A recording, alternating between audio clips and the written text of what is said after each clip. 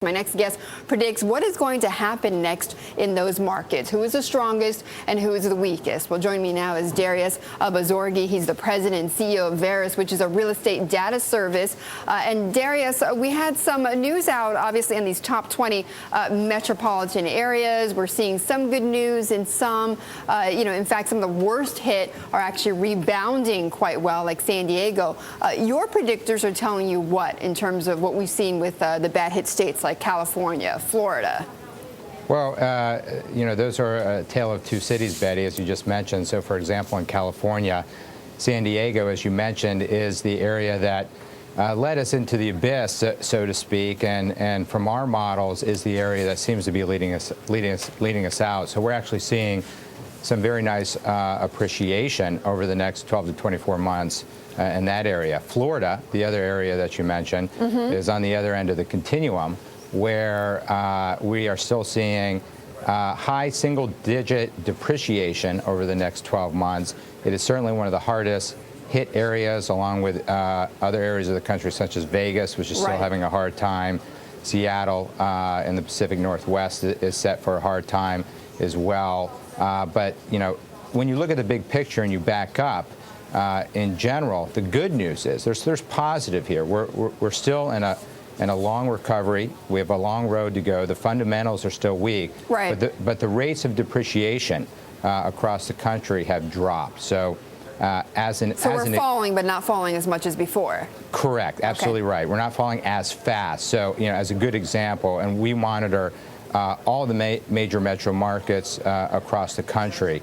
And if you look at what our forecasts are saying for the next 12 months, we still show about 2/3 of those markets depreciating.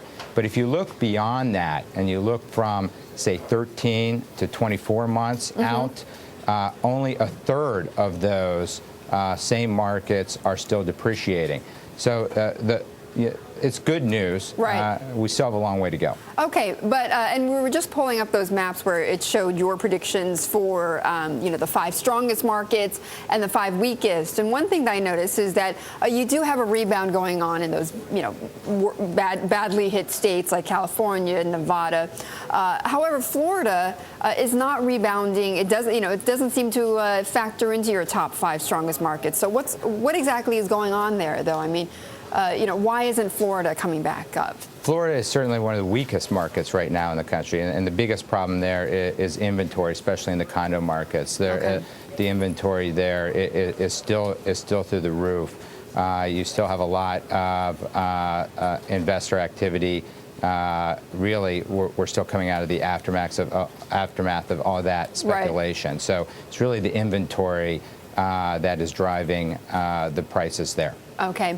Now, we're all talking percentages right now, Darius, but really it's price level that matters the most to the homeowners. I mean, we know that prices are rebounding, but at what point do we get, though, to the price levels that we saw before 2006? I mean, how far out? We're still in it. And what we're seeing right now, and you have to be careful when you see these month-to-month ticks up and down, when you see the rates, for example, drop significantly in May and then come back up in June, and then we had another drop in both new home sales and existing home sales in July. Be very careful putting too much on those month-to-month ticks. We're still dealing with the volatility in the aftermath of the expired home tax credit. And then you have other issues. People obviously talking about the tax cuts. We're still in for a long road, though. So you're looking at least 24 months. Darius, we'll have to wrap it there.